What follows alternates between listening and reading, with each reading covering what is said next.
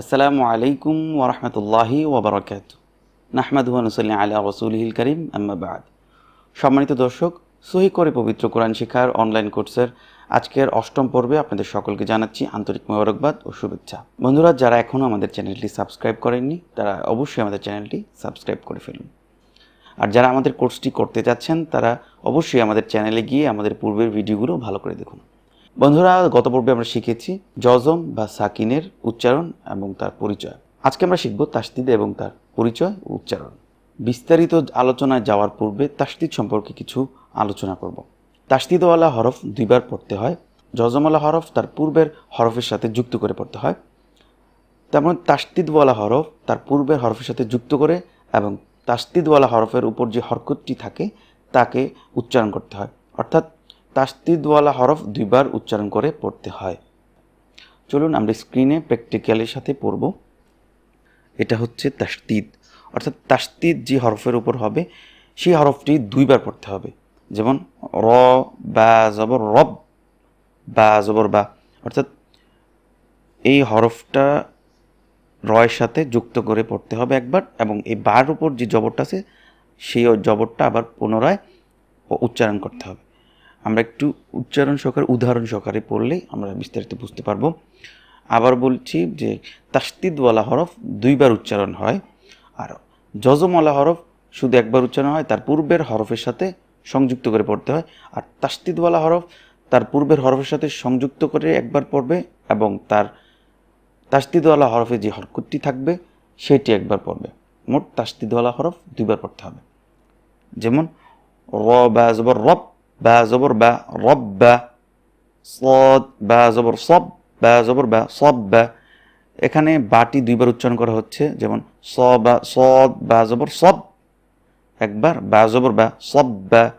তা বা জবর তাব, বা জবর বা, তাব্বা। আইন দাল জবর আদ, দাল জবর দা, আদ্দা। মিম দাল জবর মাদ, দাল জবর দা, মাদ্দা। হা কফ জবর হাক, কফ জবর ক, হাক ক। হা মিম জবর হাম, মিম জবর মা, হাম্মা। আম্মা, আম্মা, মান্না, জন্না, আন্না, এগুলো হচ্ছে গুন্না। এগুলো আমরা পরবর্তী শিখব। এখন আমরা শুধু তাসদিদের উচ্চারণটা শিখব। আইন মিম জবর আম, মিম জবর মা, আম্মা। মিম নুন জবর মান, নুন জবর না, মান্না। ল নুন জবর জন, নুন জবর না, জন্না। হামজা নুন জবর আন, নুন জবর না, আন্না। মিম সিন জবর মাস, সিন জবর সা, মাসসা। সিন রজের সির, র জবর র, সির র। অর্থাৎ জেরের সাথে তাসদিদওয়ালা হরফের উপর উচ্চারণ হবে এরকম।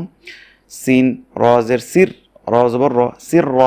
সিন নুনজের সিন, নুন জবর না, সিন্না। হামজা নুনজের ইন, নুন জবর না, ইন্না।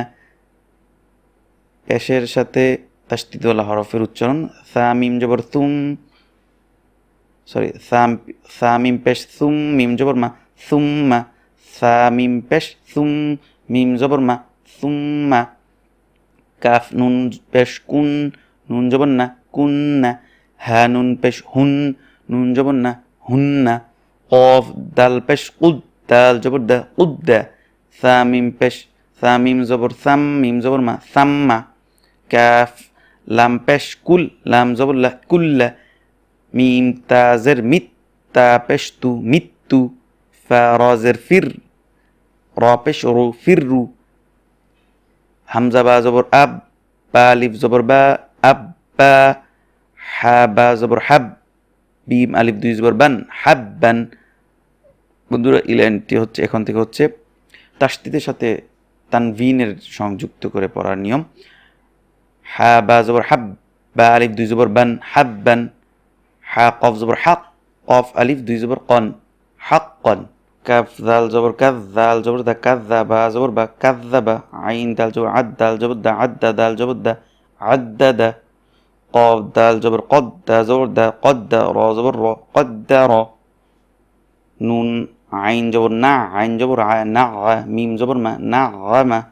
আগামী পর্বে আমরা তাসদিদ সম্পর্কে আরও কিছু আলোচনা করব। আজকে আমরা তাসদিদের পরিচয় এবং তার কিছু উদাহরণ শিখেছি। আগামী পর্বে তাসদিদ এবং হরকতের মাঝখানে যদি জজম আসে তাহলে কি করতে হবে সেই সম্পর্কে আমরা আলোচনা করব। বন্ধুরা, আজকের দর্শটি আপনারা ভালো করে পড়বেন। এবং বারবার তাকরার করবেন। বন্ধুরা সুস্থ থাকুন, ভালো থাকুন। আজকের জন্য এখানেই বিদায় নিচ্ছি। ওমা তৌফিক ইল্লা বিল্লাহ। আসসালামু আলাইকুম ওয়া রাহমাতুল্লাহ।